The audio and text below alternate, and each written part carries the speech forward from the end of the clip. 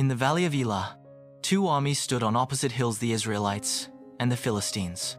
For 40 days, a giant named Goliath emerged from the Philistine camp, challenging the Israelites to send a warrior to fight him.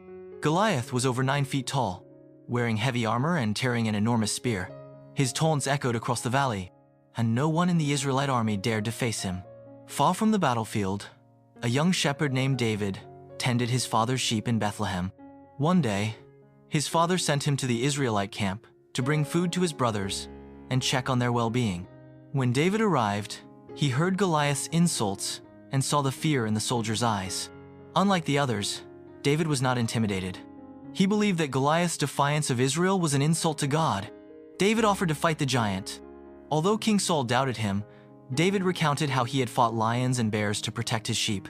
He declared that the same God who delivered him from those wild animals would give him victory over Goliath.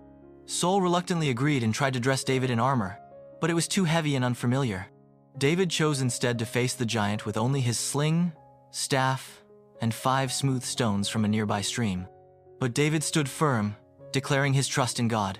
With confidence and precision, David placed a stone in his sling, swung it, and released it. The stone struck Goliath square in the forehead, and the giant fell to the ground, lifeless. The Philistine army was stunned. As their champion lay defeated, they turned and fled. The Israelites, inspired by David's victory, pursued and defeated them. David's triumph over Goliath became a legendary story of faith and courage. It showed that victory doesn't depend on physical strength or weapons, but on trust in a higher power.